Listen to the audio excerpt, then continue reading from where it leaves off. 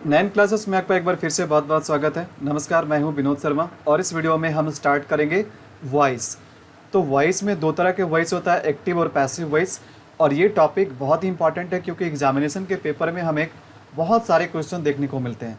तो इस वीडियो में मैं आपको एक्टिव और पैसिव वॉइस के बेसिक कंसेप्ट के बारे में बताऊँगा और इसके बाद आप एक्टिव और पैसिव वॉइस के क्वेश्चन को मात्र 5 to 10 सेकेंड्स में सॉल्व कर पाएंगे।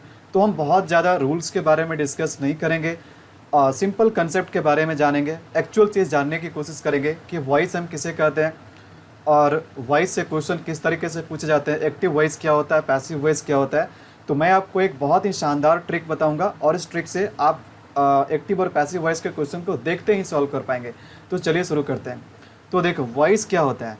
देखो जिस तरीके से टेंस जो हमारा था, टेंस किस पार्ट्स ऑफ स्पीच में आता है। टेंस हमारा वर्ब के पार्ट्स ऑफ स्पीच में आता है, ठीक है। क्योंकि टेंस में हमारा मुख्य रूप से ध्यान कहाँ पर था, टेंस में हमारा मुख्य रूप से ध्यान था वर्ब पे, ठीक है। क्योंकि जब टेंस बदलता था तो वर्ब ही चेंज करता था, वर्ब के फॉर्म ही चेंज करता था। और इसके बाद जो वर्ब के पार्ट्स ऑफ स्पीच में ही आने वाला जो हमारा सेकंड चैप्टर है, ये है वॉइस। क्या है? ये है वॉइस। तो वॉइस भी हमारा क्या होता है, ये वर्ब के पार्ट्स ऑफ स्पीच में आता है। बहुत ही इंपॉर्टेंट टॉपिक है, ठीक है। वॉइस को हम हिंदी में कहते हैं वाच्य। वॉइस को हम हिंदी में क्या कहते हैं? वाच्य कहते हैं। और ये जो चैप्टर है वर्ब के साथ साथ ये ट्रांसफॉर्मेशन के चैप्टर में भी आता है। ये वर्ब के साथ साथ ट्रांसफॉर्मेशन के चैप्टर में भी आता है। देखो ट्रांसफॉर्मेशन का मतलब क्या हुआ? ट्रांसफॉर्मेशन का मतलब हुआ रूपांतरण, मतलब ट्रांसफॉर्म करना।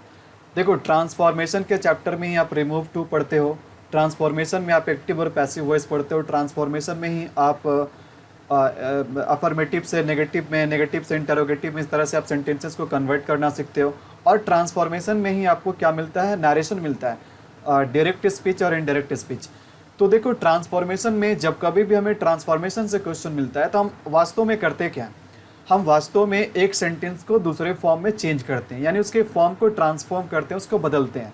तो जब कभी भी हम ट्रांसफॉर्मेशन करते हैं किसी सेंटेंस का, किसी सेंटेंस के रूप को बदलते हैं, तो केवल हमारे सेंटेंस का रूप बदलता है, उसका मीनिंग नहीं बदलता है। उसका मीनिंग एज इट इज़ रहता है, उसका मीनिंग कभी चेंज नहीं होता है। तो यहाँ पर भी जो हमारा ये चैप्टर है वॉइस का, ये भी चैप्टर जो है, यहाँ पर भी क्या होगा, एक सेंटेंस को हम दूसरे फॉर्म में चेंज करेंगे, यानी एक्टिव से पैसिव में चेंज करेंगे। यानी कि ये भी जो हमारा ये ट्रांसफॉर्मेशन के चैप्टर में आता है। बहुत ही मज़ेदार चैप्टर है, बहुत ही इंपॉर्टेंट चैप्टर है। तो देखो यहाँ पर आपको ध्यान से समझना है। सबसे पहले तो हम वॉइस को हिंदी में कहते हैं वाच्य। और वाच्य हमारा यानी कि वॉइस दो टाइप के होता है, एक तो होता है एक्टिव वॉइस, ठीक है, और एक होता है पैसिव वॉइस। एक एक्टिव वॉइस और एक पैसिव वॉइस। तो एक्टिव वॉइस को हम हिंदी में कहते हैं कर्तृवाच्य। क्या कहते हैं? जरा बोलना, कर्तृवाच्य। और पैसिव वॉइस को हम हिंदी में कहते हैं कर्मवाच्य। क्या कहते हैं? कर्मवाच्य। तो यहाँ पर अब हम एक्टिव और पैसिव वॉइस को सेंटेंस से समझेंगे, ठीक है। तो जो सेंटेंस हम समझेंगे, तो हमारा एक्टिव वॉइस में जो सेंटेंस है, ये देखो सेंटेंस क्या, ध्यान से देखना। ये सेंटेंस है Graham Bell invented the phone, ठीक है। तो यहाँ पर ग्राहम बेल क्या है? सब्जेक्ट है। इन्वेंट क्या है? वर्ब है। और द फोन क्या है हमारा? ये ऑब्जेक्ट है। द फोन क्या है? ये ऑब्जेक्ट है।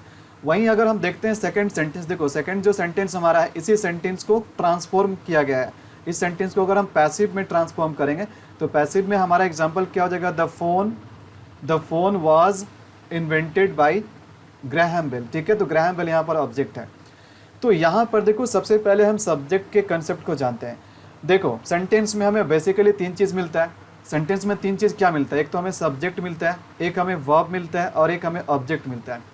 तो सेंटेंस में देखो क्या होता है, कभी कभी आपसे पूछा जाता होगा कि हम सब्जेक्ट किसे कहते हैं, किसी भी सेंटेंस में सब्जेक्ट किसे कहा जाता है। तो बहुत ही एक पुरानी बात है जो आपको सिखाया गया है, जो आपको अभी तक याद है। हम सिंपल किसी भी सेंटेंस में सब्जेक्ट उसे कहते हैं जिससे किसी एक्शन के बारे में पता, जो कोई एक्शन को परफॉर्म करता है, यानी सेंटेंस में जो क्रिया को करता है, यानी जो वर्ब को परफॉर्म करता है, उसी को हम सब्जेक्ट कहते हैं। यानी वर्ब को करने वाला क्या कहलाता है? वर्ब को करने वाला सब्जेक्ट कहलाता है। लेकिन ये जो डेफिनेशन, ये ऑलवेज राइट नहीं होता, ये कभी कभी गलत हो जाता है। अगर आप ये चीज़ रट के चलते हो कि जो वर्ब को परफॉर्म करेगा वही हमारा सब्जेक्ट होगा, तो हाँ ये कुछ हद तक तो सही है, लेकिन कभी कभी ये गलत हो जाता है। तो फिर सब्जेक्ट का भाई सबसे बेस्ट और सबसे सटीक डेफिनेशन क्या होता है, जो कभी चेंज ना हो, हर जगह चले? तो देखो मैं आपको बताता हूँ, और इस चैप्टर में मुझे बताना भी बहुत ज़रूरी है, क्योंकि इस चैप्टर मुख्य रूप से इसी पॉइंट पे टिका हुआ है, इसी पॉइंट पे फोकस्ड है कि सब्जेक्ट हम किसे कहते हैं। अगर सब्जेक्ट को पहचानना जानोगे तो आप इस चैप्टर को बहुत अच्छे से समझ पाओगे। तो देखो किसी भी सेंटेंस में अगर हम ध्यान से अगर इस चीज़ को समझने की कोशिश करें, आप भी थोड़ा दिल लगा कर समझना, आपको यहाँ पर समझ में आएगा। देखो किसी भी सेंटेंस में जो वर्ब होता है ना, वर्ब से हमें क्या पता चलता है, वर्ब से हमें एक्शन के बारे में पता चलता है। एक्शन का मतलब क्या हुआ जी, एक्शन का मतलब कोई काम। वैसे वर्ब से स्टेट के बारे में भी पता चलता है, लेकिन एक्टिव और पैसिव वॉइस में वर्ब के स्टेट से कोई लेना देना नहीं है, यहाँ पर वर्ब के एक्शन से लेना देना है। तो देखो एक्शन का मतलब क्या हुआ, एक्शन का मतलब हुआ कोई काम। तो एक होता है एक्शन को करने वाला, और जो एक्शन को करने वाला होता है उसे हम क्या कहते हैं, उसे हम डूअर कहते हैं, ठीक है। और एक होता है एक्शन को रिसीव करने वाला, यानी जो काम भी डूअर के द्वारा किया जाता है उसका जो प्रभाव पड़ता है, जो इम्पैक्ट पड़ता है, और जो उसे रिसीव करता है उसे हम कहते हैं रिसीवर, ठीक है। उसे हम क्या कहते हैं, रिसीवर कहते हैं। बात को यहाँ पर ध्यान से समझना, ठीक है। जैसे एग्जाम्पल के लिए आप देखो, अगर यहाँ पर हम लिखते हैं, अगर यहाँ पर हम लिखते हैं राम किल्ड रावण, ठीक है, राम किल्ड रावण। तो यहाँ पर देखो वर्ब हमारा क्या, एक्शन क्या है, ये किल करना, और यहाँ पर जो हमारा क्या है, ये राम क्या है, इस एक्शन का डूअर है, राम क्या है, इस एक्शन का डूअर है, ठीक है। अच्छा इस एक्शन का डूअर कौन है, यहाँ पर काम क्या हो रहा है, मारने का। तो मारने का काम किसने किया, मारने का काम राम ने किया। तो जो काम को किया उसे हम सब्जेक्ट नहीं कहते, जो काम को किया उसे हम डूअर कहते हैं। और भाई मरा कौन, यानी इस एक्शन का इम्पैक्ट किस पे पड़ा, ये रावण पे पड़ा, ठीक है, ये रावण पे पड़ा। तो रावण हमारा क्या है यहाँ पर, ये रिसीवर है, ठीक है, ये क्या है, रिसीवर है। बात आपको समझ में आई। तो कंसेप्ट से अगर समझे तो राम यहाँ पर डूअर है और रावण यहाँ पर रिसीवर है। और सेंटेंस का स्ट्रक्चर से समझे तो राम यहाँ पर क्या है, डूअर के साथ साथ सब्जेक्ट है, और रावण यहाँ पर क्या है, रिसीवर के साथ साथ ऑब्जेक्ट है। बात समझ में आ रही है। तो यहाँ पर आपको सबसे पहले वर्ब का डूअर और वर्ब के रिसीवर के बारे में जानना बहुत ज़रूरी है, तभी आप समझ पाएंगे एक्टिव वॉइस क्या होता है और पैसिव वॉइस क्या होता है। तो देखिए यहाँ पर देखो, अगर आप दोनों सेंटेंस का मीनिंग देखोगे ना, तो दोनों सेंटेंस का मीनिंग आपको सेम लगेगा। देखो Graham Bell invented the phone, phone को किसने इन्वेंट किया, ग्राहम बेल ने। और यहाँ पर जब हम सेंटेंस को देखेंगे तो the phone was invented by Graham Bell. तो देखो यहाँ पर इस पहला वाले सेंटेंस का जो हमारा मीनिंग है, इसका मतलब है ग्राहम बेल ने फ़ोन का आविष्कार किया, और यहाँ पर है फ़ोन का आविष्कार ग्राहम बेल के द्वारा किया गया। तो यहाँ पर देखो अब थोड़ा सा एक बात यहाँ पर नोटिस करने वाला है कि भाई जब दोनों ही सेंटेंस का मीनिंग सेम है तो फिर हम क्यों एक ही सेंटेंस को दो तरीके से लिखें, एक ही बात को दो तरीके से कहें, एक बार एक्टिव वॉइस में, एक बार पैसिव वॉइस में। क्या कभी भी आपके मन में ऐसा ख्याल आता है कि हम भाई एक्टिव में भी वही मीनिंग होता है, पैसिव में भी वही मीनिंग होता है, तो भी हम सेंटेंस को दो तरीके से क्यों लिखते हैं, ठीक है। तो देखो मैं आपको बताता हूँ। चलो सबसे पहले आप मुझे अपने 3 दोस्तों के नाम बताओ। जैसे मान के चलो आपने अपने 3 दोस्तों के नाम बताया, जिसमें आपने पहला नाम बताया राहुल का, ठीक है, दूसरा नाम आपने बताया रोहित का, और तीसरा नाम आपने बताया मोहन का, ठीक है। तो ये आपके 3 फ्रेंड है, राहुल, रोहित और मोहन। तो एक बात मुझे बताओ, जब मैंने आपसे पूछा कि आप अपने 3 दोस्तों का नाम बताओ, तो आप सबसे पहले फर्स्ट नंबर में आपने राहुल का नाम क्यों लिया, ठीक है, सेकंड में आपने रोहित का नाम लिया, थर्ड में आपने नाम लिया मोहन का। तो देखो जहाँ पर आपने राहुल का नाम फर्स्ट में लिया, आप उसके जगह पे रोहित का नाम भी फर्स्ट में ले सकते थे, आप उसके जगह पे फर्स्ट में मोहन का भी नाम ले सकते थे। आपने जब अपने दोस्तों के नाम बताए तो आपने लिस्ट में सबसे पहले राहुल को ही क्यों रखा। तो यहाँ पर देखो आप कहोगे sir it's all about importance. हम सर सबसे ज़्यादा इम्पॉर्टेंस देते हैं किसको, राहुल को देते हैं, ठीक है। हम राहुल को सबसे ज़्यादा वैल्यू देते हैं, इसीलिए हम उसको क्या करते हैं, हम उसे फर्स्ट में रखते हैं, ठीक है। बाकी के जो मेरे मित्र हैं वो क्या सेकेंडरी है मेरे लिए। तो यहाँ से आप समझ सकते हो, यहाँ से बहुत ही सिंपल तरीके से समझ सकते हो कि हम किसी भी सेंटेंस को एक्टिव वॉइस में कब लिखते हैं, पैसिव वॉइस में कब लिखते हैं, क्यों ऐसा होता है कि हमें कभी सेंटेंस को एक्टिव में लिखना पड़ता है, कभी हमें सेंटेंस को पैसिव में लिखना पड़ता है। तो यहाँ भी सेम चीज़ वही है जो अभी आपने अपने फ्रेंड के बारे में बताया कि आपने सबसे पहले राहुल को फर्स्ट में रखा। सिंपल सी बात है। देखो अगर हम सेंटेंस को फिर से यहाँ पर ध्यान से देखें तो यहाँ पर जो हमारा सब्जेक्ट है ना, ये क्या है, सब्जेक्ट हमारा क्या है, ग्राहम बेल है, ठीक है। और यहाँ जो पैसिव वॉइस में जो हमारा सेंटेंस में जो सब्जेक्ट है ये क्या है, ये है द फोन है। तो ध्यान देना कि हम जिसको भी वैल्यू देना चाहते हैं, जिसको भी हम इम्पॉर्टेंस देना चाहते हैं, हम उसे कहाँ रखते हैं, हम उसे सब्जेक्ट के जगह पर रखते हैं। क्योंकि मैंने आपको पहले ही बताया कि सब्जेक्ट के जगह पे वही आता है जो चर्चा का विषय बनता है। तो देखो यहाँ पर सेंटेंस का मीनिंग है कि ग्राहम बेल ने फ़ोन इन्वेंट किया, ग्राहम बेल ने फ़ोन का आविष्कार किया। और यहाँ अगला जो हमारा पैसिव सेंटेंस यहाँ पर है कि फ़ोन का आविष्कार ग्राहम बेल के द्वारा किया गया। तो यानी कि यहाँ से हम कह सकते हैं कि यहाँ पर क्या इन्वेंट हुआ इससे हमें मतलब नहीं है, यहाँ पर इन्वेंट करने वाला कौन है इससे मतलब है। और यहाँ पर देखो, यहाँ पर जो हमारा है ना कि इन्वेंट किसने किया इससे मतलब नहीं है, यहाँ पर इन्वेंट क्या हुआ मतलब इससे है। बात है कि मतलब तो भाई हम यहाँ पर फ़ोन से भी रखेंगे, ग्राहम बेल से भी यहाँ रखेंगे, लेकिन हमने फर्स्ट में किसको रखा, हमने एक्टिव वॉइस में फर्स्ट में ग्राहम बेल को रखा, ग्राहम यानी कि जो कि एक्शन का डूअर है। और हमने पैसिव वॉइस में फर्स्ट में सब्जेक्ट के जगह पे किसको रखा, पैसिव वॉइस में हमने सब्जेक्ट के जगह पे रिसीवर को रखा। बात आपको समझ में आ रही है?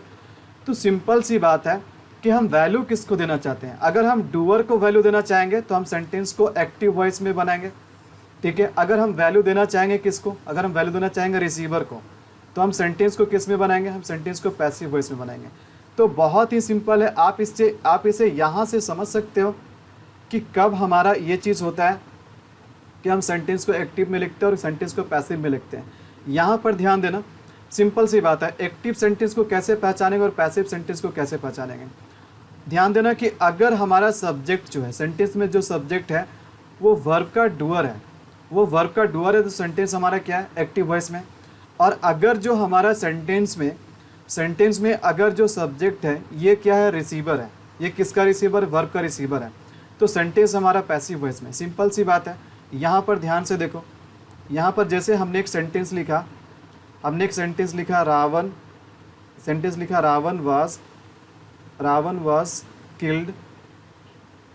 वाज किल्ड बाय राम, ठीक है। तो यहाँ सेंटेंस में सब्जेक्ट कौन है, रावण है। तो रावण बताओ कि रावण यहाँ पर क्या है, डूअर, एक रिसीवर है। जो काम को करता है उसे हम डूअर कहते हैं, और काम का इम्पैक्ट जिस पे पड़ता है हम उसे रिसीवर कहते हैं। तो यहाँ पर हम देख रहे हैं कि काम क्या, किल करना, और ये किल करने का काम कौन किया, राम किया, रावण नहीं किया। तो रावण क्या हो गया, रिसीवर हो गया। तो इसका मतलब है कि ये जो सेंटेंस है ये हमारा क्या है, ये सेंटेंस हमारा पैसिव वॉइस में। बात समझ में आ रही है? ये सेंटेंस हमारा क्या है, पैसिव वॉइस में। अगर इसी सेंटेंस का हमें एक्टिव वॉइस लिखना हो तो एक्टिव वॉइस इसका क्या होगा, इसका होगा active voice Ram killed Ravan. बात समझ में आ रही है आपको? तो यहाँ पर क्या है, यहाँ पर है कि मरा कौन उसका इंपॉर्टेंस नहीं है, ठीक है। मरा कौन इसका इंपॉर्टेंस नहीं, मारा कौन उसका इंपॉर्टेंस है। तो यहाँ पर जो काम हो रहा है मारने का, और ये काम किसने किया, राम ने किया। तो राम यहाँ पर क्या है, राम यहाँ पर सेंटेंस में क्या, सब्जेक्ट के जगह पे क्या है, डूअर है। और अगर ये डूअर है तो हम कह सकते हैं कि ये जो सेंटेंस हमारा, ये जो कंप्लीट सेंटेंस है ना, ये हमारा क्या, एक्टिव वॉइस में। मैं ऐसा करता हूँ कि आपको बात समझ में आ रही है, ठीक है। चलो अब हम नेक्स्ट स्लाइड पे चलते हैं। तो यहाँ पर देखो, चूँकि मैं आपको पहले ही बता चुका हूँ कि जो वॉइस जो हमारा है, ये जो चैप्टर हमारा वॉइस का, ये चैप्टर आता है किस पे, ये चैप्टर आता है वर्ब के पार्ट्स ऑफ स्पीच में आता है, ठीक है। ये चैप्टर हमारा वर्ब के पार्ट्स ऑफ स्पीच में आता है। तो वर्ब के पार्ट्स ऑफ स्पीच में जब ये आता है तो हमें वर्ब के फॉर्म के बारे में ध्यान रखना होगा। सिंपल सी बात है, अगर आपने टेंस को सही से पढ़ा, इससे पहले मैंने टेंस का वीडियो बनाया, हालांकि उसमें 1-2 वीडियो और भी बाकी है जिसमें मैं आपको एडवांस टेंस पढ़ाऊँ और अभी कुछ क्वेश्चन भी प्रैक्टिस करवाने हैं। अगर आपने टेंस देखो यहाँ से मैं आपको बता देता हूँ कि जो मैंने टेंस पढ़ाया वो लगभग 80% टेंस कंप्लीट हो चुका था, और उसमें जो भी मुझे बेसिक कंसेप्ट बताने थे, जो भी रूल और नियम था, जो कि बेसिक रूल था, वो मैंने आपको बता चुका है, ठीक है। तो अगर आप टेंस का वीडियो बढ़िया से अभी तक सारे वीडियो को देख लिए हैं तो आपको वॉइस को समझने में कभी दिक्कत नहीं होगा, क्योंकि वर्ब के कुछ चीज़ें हमने यहाँ पर टेंस में डिस्कस कर ली हैं, ठीक है। फिर भी मैं एक बार फिर से बता देता हूँ कि किसी भी वर्ब का जो है ना 5 फॉर्म होता है, V1, V2, V3, V4, V5, ठीक है।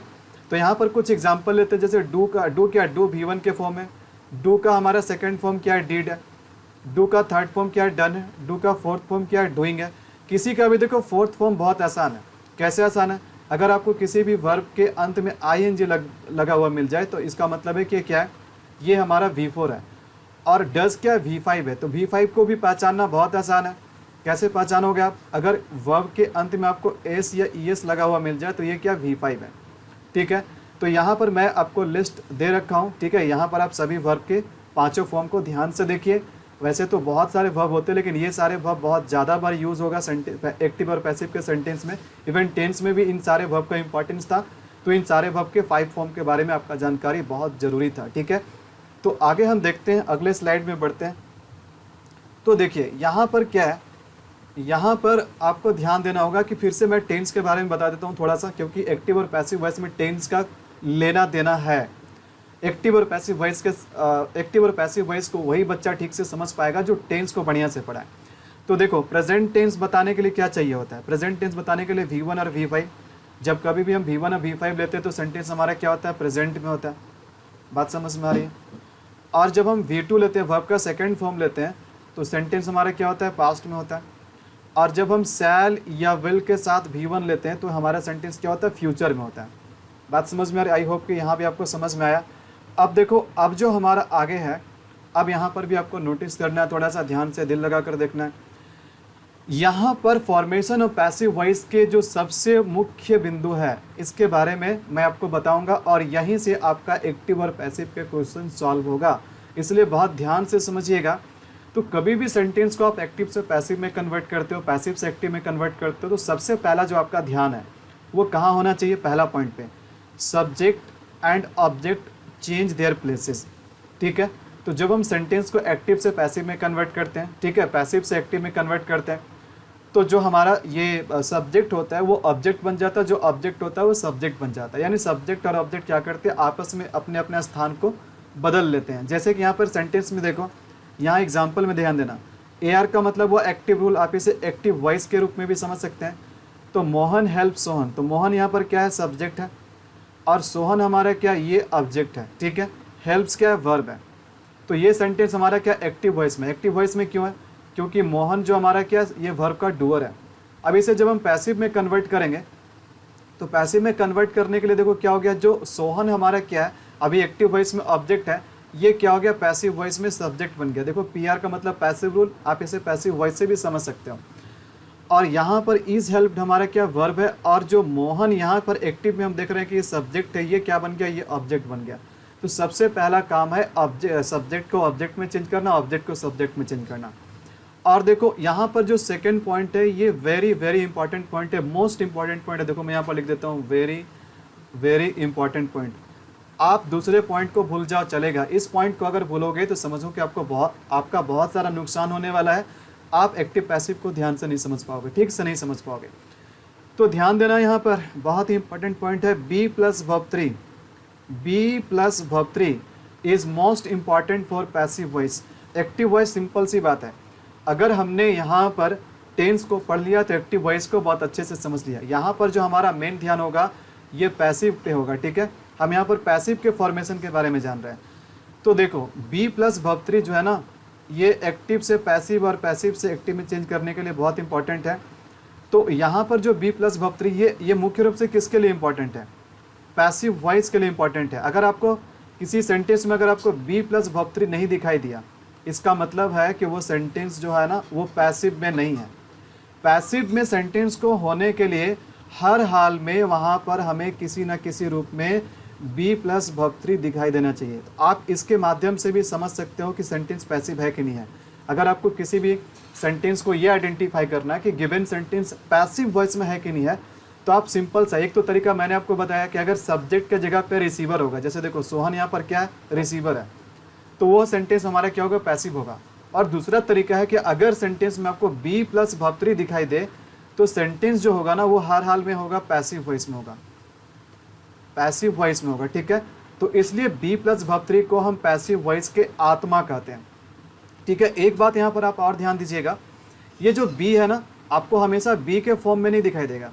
ये बी आपको ईज के फॉर्म में दिखाई दे सकता है, यही बी आपको एम के फॉर्म में दिखाई दे सकता है, यही बी आपको आर के फॉर्म में मिल सकता है, यही बी आपको वास के फॉर्म में मिल सकता है, ठीक है। यही बी आपको वर के फॉर्म में मिल सकता है, ठीक है। यही बी आपको बीन के फॉर्म में भी देखने को मिल सकता है। तो आप कंफ्यूज मत होइएगा, ये सभी क्या, ये सभी is, am, are, was, were, been, ये सभी किससे बना है?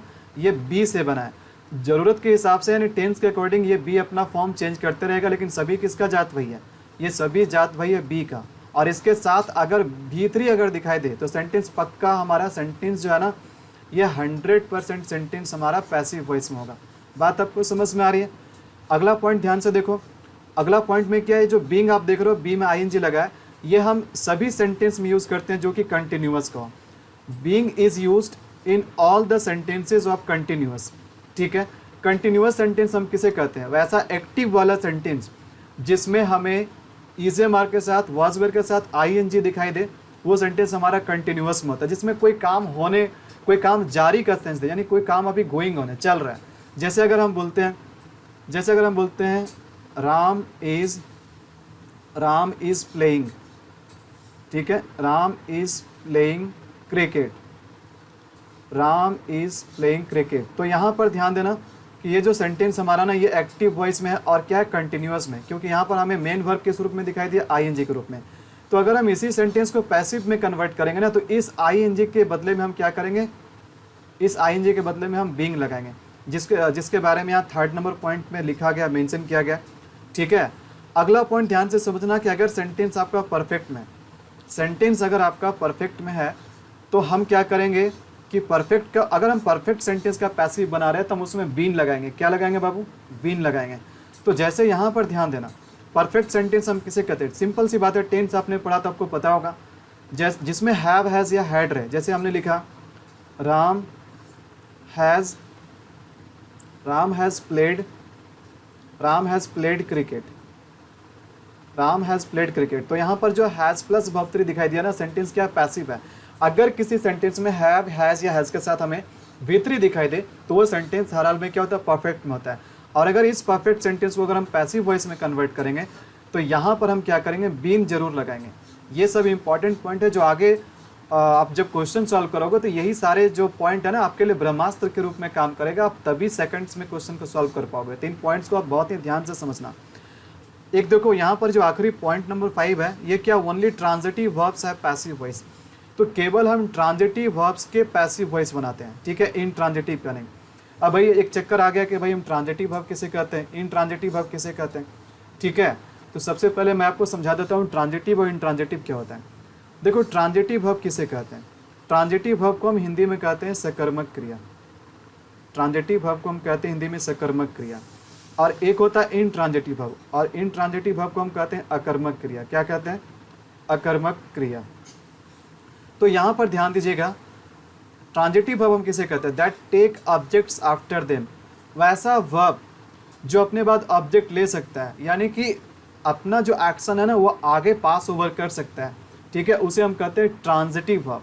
सिंपल सी बात है कि कभी कभी क्या होता है, कोई जो वर्ब होता है ना वो अपने बाद ऑब्जेक्ट ले पाता है, और कभी कभी कोई वर्ब अपने बाद ऑब्जेक्ट नहीं ले पाता है। तो जो वर्ब अपने बाद ऑब्जेक्ट ले पाएगा उसे हम ट्रांजिटिव वर्ब कहते हैं, जो वर्ब अपने बाद ऑब्जेक्ट नहीं ले पाएगा उसे हम इंट्रांजिटिव वर्ब कहते हैं। तो जैसे यहाँ पर देखना, यहाँ पर शी सब्जेक्ट है, राइट्स क्या है, वर्ब है, और यहाँ पर लेटर क्या है, ऑब्जेक्ट है। तो यहाँ पर देखो राइट अपने बाद ऑब्जेक्ट ले पाया, इसीलिए देखो क्या है, राइट क्या है, ट्रांजिटिव वर्ब है, सकर्मक क्रिया। अब अगला आप सेंटेंस देखो, आप यहाँ पर अगला सेंटेंस देखोगे तो आपको देखो यहाँ पर क्या दिखाई देगा, यहाँ पर ध्यान देना आप, यहाँ पर आपको दिखाई देगा क्या, देखो तो यहाँ पर जो है शी डाइड, शी क्या है, सब्जेक्ट है, और डाइड हमारा वर्ब है। देखो यहाँ पर ऑब्जेक्ट नहीं लगा हुआ, क्या ऑब्जेक्ट लगा पाओगे आप, यहाँ पर आपसे ऑब्जेक्ट यहाँ पर नहीं लग पाएगा। आप लगा के कोशिश कर लो, यहाँ पर ये सेंटेंस हमारा इतनी तक कंप्लीट हो गया, शी डाइड ये यहाँ तक कंप्लीट हो गया, इसके बाद हमें ऑब्जेक्ट देने का ज़रूरत नहीं है, ठीक है। ये डाइड अपने बाद ऑब्जेक्ट लेगा ही नहीं, और अगर ऑब्जेक्ट लेगा तो अपने साथ एक प्रीपोजिशन जरूर लेगा, लेकिन तब वो वर्ब का ऑब्जेक्ट नहीं कहलाएगा, तब वो प्रीपोजिशन का ऑब्जेक्ट कहलाएगा। तो सी यहाँ पर क्या है, सब्जेक्ट है, डाइड वर्ब है, और कैसा वर्ब है, डाइड इंट्रांजिटिव वर्ब है, ठीक है। इस तरीके से और भी वर्ब का एग्जाम्पल है, जैसे लाफ हो गया, लाफ भी क्या है, इंट्रांजिटिव वर्ब है। रन क्या है, रन इंट्रांजिटिव वर्ब है, ठीक है। गो क्या है, गो इंट्रांजिटिव वर्ब है। कम क्या है, कम इंट्रांजिटिव वर्ब है। बहुत सारे इंट्रांजिटिव वर्ब है। स्लीप क्या है, स्लीप भी क्या इंट्रांजिटिव वर्ब है। तो इंट्रांजिटिव वर्ब वैसे वर्ब को हम कहते हैं जो अपने बाद क्या करता है, ऑब्जेक्ट नहीं लेता है, ठीक है। बात आपको समझ में आ रही है। तो केवल जो वॉइस है ना, पैसिव वॉइस, ये जो है ये ट्रांजिटिव का बनेगा, इंट्रांजिटिव का नहीं बनेगा। इंट्रांजिटिव का पैसिव इनट्रांजिटिव का पैसिव क्या होता है, नहीं होता है, और ट्रांजिटिव का पैसिव 100% होता है। अब यहाँ पर अब सवाल करोगे सर इनट्रांजिटिव का पैसिव क्यों नहीं होगा, तो हम जानते हैं कि इनट्रांजिटिव, देखो पैसिव वॉइस में जो हमारा सब्जेक्ट होता है ना, ये रिसीवर होता है, ठीक है, रिसीवर होता है, और रिसीवर वही बनता है जो एक्टिव वॉइस के ऑब्जेक्ट होता है। तो यहाँ पर ध्यान से हम समझें कि यहाँ पर हमें यहाँ पर जो है ना इनट्रांजिटिव वर्ब में हमें ऑब्जेक्ट मिलेगा ही नहीं, तो हम कैसे चेंज करेंगे। जैसे एक पहला पॉइंट मैंने आपको बताया था कि subject becomes the object and object becomes the subject. तो जब हमें ऑब्जेक्ट मिलेगा नहीं तो पैसिव वॉइस में हम सब्जेक्ट किससे बनाएंगे, इसलिए यहाँ पर इनट्रांजिटिव का पैसिव नहीं बनता है। बात समझ में आ रही है आपको। चलो यहाँ पर अगला हम प्रोनाउन के केस के बारे में बात करेंगे, जो कि बहुत ही इंपॉर्टेंट पॉइंट है। देखो यहाँ पर देखो प्रोनाउन के चैप्टर में भी मैंने आपको बताया कि केस क्या होता है, subjective case, objective case, positive case. यहाँ पर फिलहाल हम दो केस के बारे में बात करेंगे, एक तो सब्जेक्टिव केस जो कि सब्जेक्ट के जगह पे आता है, और एक ऑब्जेक्टिव केस जो कि ऑब्जेक्ट के जगह पे आता है। तो यहाँ पर ध्यान दीजिएगा, जो आई हमारा है ना, ये किस केस में, ये सब्जेक्टिव केस में। इसे अगर हम ऑब्जेक्ट में इसे अगर हम ऑब्जेक्ट के जगह पे ले जाएंगे तो क्या बन जाएगा, ये मी बन जाएगा। वी क्या बन जाएगा, वी क्या बन जाएगा, ये हमारा अस हो जाएगा। यू क्या हो जाएगा, यू ही रहेगा, चेंज नहीं करेगा। ही क्या हो जाएगा, ही जो है ये हिम में बदल जाएगा। शी क्या हो जाएगा, शी जो है ये हर में बदल जाएगा। इट है, इट चेंज नहीं होगा, यू की तरह ही सेम रहेगा। और जो दे है ना, ये देम हो जाएगा, ठीक है। और अगर यहाँ पर कोई नाउन आ जाए, जैसे देखो अगर नाउन में अगर यहाँ पर राम आ गया सब्जेक्टिव के जगह पे, तो ऑब्जेक्टिव के जगह पे भी राम ही होगा, ये श्याम नहीं हो जाएगा। बात समझ में आ रही है। नाउन सब्जेक्टिव के केस में भी और ऑब्जेक्टिव के केस में भी सेम रहता है, फॉर्म चेंज नहीं होता। फॉर्म किसका चेंज होता है, प्रोनाउन का। अब आप कहोगे सर कि इस वाले पॉइंट को आप क्यों बता रहे हो, तो देखो मैं क्यों बता रहा हूँ, आप यहाँ पर ध्यान समझना। जैसे अगर मैंने यहाँ पर लिखा I help him, I help him, तो आई यहाँ पर क्या है, सब्जेक्ट है, हेल्प क्या है, वर्ब है, और हिम क्या ऑब्जेक्ट है। अब ये सेंटेंस हमारा क्या है, ये एक्टिव वॉइस में। इसे अगर पैसिव में चेंज करेंगे तो जो ऑब्जेक्ट है इसे हम सब्जेक्ट बनाएंगे, और जो सब्जेक्ट है इसे हम ऑब्जेक्ट बनाएंगे। तो हिम को जब हम ऑब्जेक्ट से सब्जेक्ट के जगह पे लिखेंगे तो क्या ये अभी भी हिम लिखाएगा। अब ये क्या हो जाएगा, क्योंकि सब्जेक्ट के जगह पे है तो हिम का सब्जेक्टिव क्या होता है, ही होता है। तो यहाँ पर हम क्या करेंगे, ही लिखेंगे।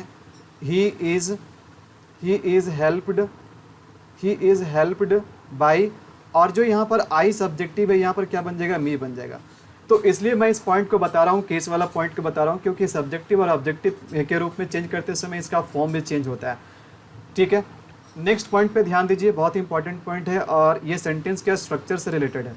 तो सेंटेंस के 3 बेसिक स्ट्रक्चर के बारे में हम यहाँ पर बात करेंगे। एक तो है असर्टिव सेंटेंस, एक है सिंपल इंटेरोगेटिव, और एक है क्वेश्चन वर्ड इंटेरोगेटिव। तो सबसे पहले हम शुरू करते हैं असर्टिव सेंटेंस से। असर्टिव सेंटेंस किसे कहते हैं, देखो असर्टिव सेंटेंस से सिर्फ हमें क्या पता चलता है, किसी स्टेटमेंट के बारे में पता चलता है। जिससे हमें किसी स्टेटमेंट के बारे में पता चलता है उसे असर्टिव सेंटेंस कहते हैं। और असर्टिव सेंटेंस का खास बात होता है कि इसका अंत जो होता है ना, ये फुल स्टॉप से होता है। किससे होता है, ये फुल स्टॉप से होता है। तो असर्टिव सेंटेंस के लिए जो स्ट्रक्चर है ये क्या है, assertive sentence always begins with the subject and ends in full stop.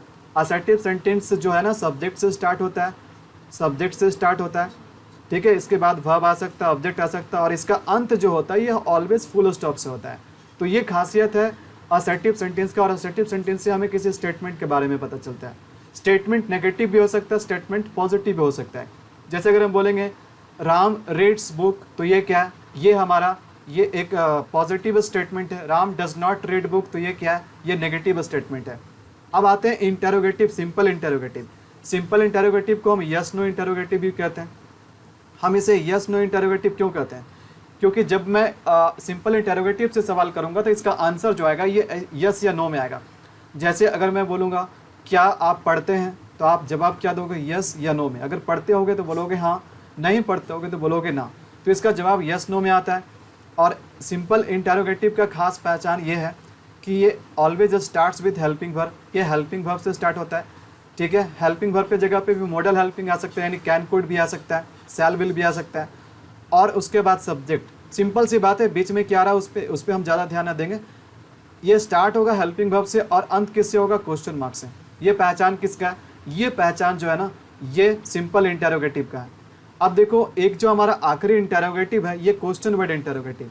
Question word interrogative का ये स्टार्ट होगा क्वेश्चन वर्ड से स्टार्ट होगा। क्वेश्चन वर्ड कहने का मतलब जैसे कि व्हाट हो गया, ठीक है, वाई हो गया, वेयर हो गया, बहुत सारे क्वेश्चन वर्ड है, ठीक है। तो इससे स्टार्ट होगा और इसका भी अंत किससे होगा, फुल स्टॉप से होगा, सॉरी यहाँ पर किससे होगा, क्वेश्चन मार्क से होगा। किससे होगा, क्वेश्चन मार्क से। क्यों क्वेश्चन मार्क से होगा, क्योंकि ये क्या है, इंटरोगेटिव है। अब यहाँ पर ध्यान दीजिएगा, ये जो हमारा है ये मोस्ट इंपॉर्टेंट पॉइंट है, ठीक है। और ये पॉइंट आपको ऑप्शन को एलिमिनेट करने में बहुत हेल्प करेगा, ऑप्शन को छांटने में, क्वेश्चन को सेकंड्स में सॉल्व करने के लिए ये जो हमारा ना ये सबसे बड़ा ब्रह्मास्त्र है। ध्यान देना, एक्टिव वॉइस में अगर मेन वर्ब V1 या V5 के रूप में होगा, एक्टिव वॉइस में मेन वर्ब V1 या V5 के रूप में होगा, तो हम क्या करेंगे, इसे जब पैसिव वॉइस में चेंज करेंगे ना, तो इसके लिए हम क्या करेंगे, हेल्पिंग वर्ब के रूप में क्या करेंगे, इज मार लेंगे। अगर हमें एक्टिव वॉइस में मेन वर्ब में हमें सिर्फ V1 या V5 दिखाई दिया, तो पैसिव वॉइस में V1 V5 के लिए हेल्पिंग वर्ब जो लेंगे, यानी जो बी जो होगा ना, ये बी क्या हो जाएगा, इज में चेंज हो जाएगा, और इसके साथ क्या होगा, मेन वर्ब क्या हो जाएगा, V3 हो जाएगा। तो जो मेन वर्ब है ये V3 के रूप में हो जाएगा, और बाकी जो ये V1 V5 का फॉर्म था, ये क्या बन गया, ये इज बन गया। बात समझ में आ रही है। यहाँ पर और ध्यान दो, देखो जो V2 होगा, अगर V2 होगा तो उसके लिए हम क्या करेंगे, वाज वेयर लेंगे, और फिर क्या करेंगे, इसके साथ V3 जोड़ेंगे। देखो मैं एक्टिव से पैसिव के बारे में बता रहा हूँ। और अगर डू डज होगा, तो डू डज भी किसका फॉर्म है जी, V1 V5 का है, तो इसका मतलब यहाँ भी हम इज लेंगे और साथ में V3 लिखेंगे। अगर डिड होगा तो डिड किसका फॉर्म है, V2 का है, इसका मतलब यहाँ भी हम वाज वेयर लेंगे, और इसके साथ पैसिव के लिए क्या करेंगे हम, इसके लिए क्या करेंगे, पैसिव के लिए V3 लिखेंगे। और देखो अगर ऑलरेडी अगर आप कहोगे सर कि पहले ही से इज मिल रहा है, तो पहले से भी आपको इज मिल सकता है, इसमें कोई दो राय नहीं है, क्योंकि सेंटेंस जब कंटिन्यूस होगा तो पहले से इज मिलेगा। तो इज को आपको इज ही रहने देना, और साथ में आपको V3 आपको लिखना ही है, ठीक है, क्योंकि पैसिव वॉइस के लिए B plus verb 3 is most important. Was were को भी वाजवेयर में रहने देना है, और V3 तो आपको लिखना ही है। हैवेज को हैवेज में ही रहने देना है, इसका ग्रुप ध्यान रखना, इसके जो ग्रुप है ना, ग्रुप में देखो क्या आ रहा है, यहाँ पर इस ग्रुप में आ रहा है इज एम आर, यहाँ पर देखो वाज, इस ग्रुप में आ रहा है वाज और वर। अगर वाज है तो दूसरा ग्रुप में क्या होगा, वर होगा, अगर वर है तो दूसरा ग्रुप में क्या होगा, वाज होगा। उसी प्रकार से अगर हैव है तो दूसरा ग्रुप में क्या होगा, हैज़ होगा, ठीक है। और हैड का कोई ग्रुप नहीं, हैड अकेले है, तो अगर हैड रहेगा तो इसको हैड में ही लिखेंगे, ठीक है। और अगर मॉडल हेल्पिंग वर्ब मिल जाए, मॉडल हेल्पिंग वर्ब का मतलब है कि कैन, ठीक है, कुड, शैल, ठीक है, शैल, विल, शुड, ये सब क्या मॉडल है। तो मॉडल क्या होता है, मॉडल एक्टिव में रहे या पैसिव में रहे, ये चेंज नहीं होता, रिमेन्स द सेम, ठीक है, ये चेंज नहीं होता, सेम फॉर्म में रहता है। तो ये बहुत ही इंपॉर्टेंट पॉइंट है। तो ये सारे पॉइंट्स एक्टिव और पैसिव वॉइस के क्वेश्चन को सॉल्व करने के लिए बहुत इंपॉर्टेंट है। और यहाँ से हम कह सकते हैं कि अगर हम बेसिक एक्टिव और पैसिव वॉइस की बात करें, तो यहाँ पर 100% जो हमारा कंसेप्ट है ये क्लियर हो चुका है, ठीक है। अगर हम इसमें कुछ एडवांस क्वेश्चन भी डाल दें, तो हम कह सकते हैं कि अभी तक हमारा 70% कंप्लीट हुआ है, ठीक है। लेकिन मैं आपको बता दूं कि जो बहुत ही छोटे छोटे एग्जामिनेशन होते हैं, ठीक है, जो बहुत हाई लेवल के एग्जामिनेशन नहीं होते हैं, उसमें आपको बहुत बेसिक से एक्टिव और पैसिव वॉइस के क्वेश्चन आपसे पूछा जाएगा। यानी मैंने आपको अभी तक जितना भी कंसेप्ट बताया, इन कंसेप्ट से आपका 100% क्वेश्चन सॉल्व हो जाएगा। अगर आप उससे भी हाई लेवल के एग्जामिनेशन में जाना चाहते हैं, तो इसके लिए अभी आपको 30% और भी आपको जानना है, जिसमें मैं आपको एडवांस सेंटेंसेस शामिल करूँगा, ठीक है। देखो मैं जो अपने इंग्लिश के कंप्लीट जो पैकेज है, मेरा इंग्लिश का जो कोर्स है, जो 9 क्लासेस के लर्निंग ऐप पे अवेलेबल है, इसमें मैं आपको शुरू में ही बता दिया हूँ कि इस कोर्स में आपको बिल्कुल बेसिक टू एडवांस मिलेगा। अब ऐसा नहीं कि अगर आप में कुछ बच्चे दिल्ली पॉलिटेक्निक हैं, कुछ बिहार पॉलिटेक्निक का है, ठीक है, जिसमें आपके थोड़े बहुत इंग्लिश के क्वेश्चंस भी आते हैं, तो मेरा ये नहीं कहना है कि हम केवल उसी एग्ज़ाम को ध्यान में रखते हुए मैं इंग्लिश पढ़ाऊँ। यहाँ पर मैं आपको इंग्लिश कंप्लीट पढ़ा रहा हूँ, बेसिक टू एडवांस पढ़ा रहा हूँ, ताकि आपको लाइफ में दोबारा अगर आप इन फ्यूचर अगर आप हायर लेवल की एग्जामिनेशन देना चाहें, तो आपको दोबारा इंग्लिश ना पढ़ना पड़े, ठीक है। तो यहाँ जो आज का जो वीडियो है, इस वीडियो से जो हमारा कंसेप्ट है, ये बेसिक कंसेप्ट क्लियर हो चुका है, ठीक है। और ये सारे जो मैंने आपको पॉइंट्स बताए, ये मोस्ट इंपॉर्टेंट पॉइंट है। एक्टिव और पैसिव वॉइस के क्वेश्चन को जब आप सॉल्व करोगे, तब आपको पता चलेगा कि मैंने जो आपको पॉइंट बताए, इन्हीं पॉइंट्स के हेल्प से आप क्वेश्चन को सेकंड में सॉल्व कर रहे होंगे, ठीक है। तो मिलेंगे आपसे अगले वीडियो में। एक चीज़ मैं और आपको कहना चाहता हूँ कि अभी भी देखो फिर से ऑफ़र दिया गया है मेरे इंग्लिश के कंप्लीट कोर्स में, ठीक है। अभी तक आप ज्वाइन नहीं किए, अभी शायद आपको 299 की जगह पे, देखो सबसे पहले जो था ये कोर्स हमारा 399 का था, ठीक है। 399 के बाद फिर से डिस्काउंट दिया गया, तो डिस्काउंट में आपको 299 में था, और अभी कुछ दिन के लिए अनदर डिस्काउंट है जो आपको 199 में मिल रहा है। अगर आपको 199 में इंग्लिश का कंप्लीट कोर्स मिल रहा है जिसमें आपको बेसिक टू एडवांस पढ़ाया जाएगा, तो ये एक बहुत ही अच्छा अपॉर्चुनिटी आपके लिए, आप अभी ही इसे ज्वाइन करें। हो सकता है कि बाद में इसका जो प्राइस है ये बढ़ भी सकता है। तो 199 बहुत ज़्यादा प्राइस नहीं जो कि आप ऐसे ही आप खर्च कर देते होंगे, लेकिन 199 में आपको एक कंप्लीट कोर्स मिल जाता है इंग्लिश का। तो अगर आप अपने डेवलपमेंट के ऊपर इन्वेस्ट करते हो, ठीक है, तो ये आपका कभी भी बेकार नहीं जाता है। बात आपको समझ में आ रही है? तो अगर आपने अभी तक ज्वाइन नहीं किया है मेरे इंग्लिश के कंप्लीट कोर्स को, तो आप अभी ही ज्वाइन कर लीजिए। 9 क्लासेस के लर्निंग ऐप को आप गूगल प्ले स्टोर से इंस्टॉल कीजिए, आपको लिंक नीचे डिस्क्रिप्शन में मिल जाएगा और वहीं से आप इस कोर्स को परचेस कर सकते हैं। ठीक है, हमारा ऐप अभी अपडेट भी हो चुका है। बहुत जल्द आपको इंग्लिश का भी क्विज़ मिलने वाला है, उसमें आपको PDF के फॉर्म में स्टडी मटेरियल भी मिलेगा। ठीक है, तो आज जो मैंने आपको एक्टिव और पैसिव के जो बेसिक कंसेप्ट के बारे में बताया, ये कंसेप्ट बहुत ही इंपॉर्टेंट है क्वेश्चंस को सॉल्व करने के लिए। आपको शायद पता चला होगा कि एक्टिव और पैसिव वॉइस के जो क्वेश्चंस है ना, ये ट्रांसफॉर्मेशन में आते हैं। यहाँ पर केवल रूप बदलता है, मीनिंग चेंज नहीं होता है। ठीक है, और हम एक्टिव वॉइस में किसी सेंटेंस को कब लिखते हैं, पैसिव वॉइस में सेंटेंस को कब लिखते हैं।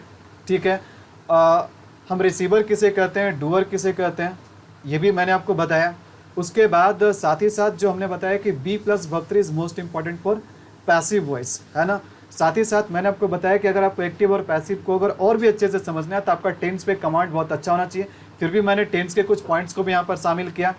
तो बस आज के वीडियो के लिए इतना ही। मिलेंगे आपसे अगले वीडियो में एक्टिव और पैसिव वॉइस के क्वेश्चंस के साथ। सबसे पहले हम कुछ क्वेश्चन सॉल्व करेंगे, तभी आपको पता चल पाएगा कि यहाँ पर जो मैंने आपको रूल बताया इसका एप्लीकेशन क्या, हम कैसे अप्लाई करके 5 to 10 सेकेंड्स में क्वेश्चन को सॉल्व करेंगे। तो अगला जो वीडियो हमारा एक्टिव और पैसिव का होगा उसमें मैं आपको बेसिक क्वेश्चंस को सॉल्व करके दिखाऊंगा। उसके बाद फिर से एक्टिव और पैसिव के जो वीडियोस होंगे वहाँ पर जो वीडियो होगा ये एडवांस लेवल का होगा। ठीक है, तो आपको नेक्स्ट वीडियो में पता चलेगा कि हम कैसे अपने बेसिक कंसेप्ट को इस्तेमाल कर सकते हैं, उसे अप्लाई कर सकते हैं। बस आज के वीडियो के लिए इतना ही। मिलेंगे आपसे नेक्स्ट वीडियो में। Till then it's a good bye. Thank you so much for watching.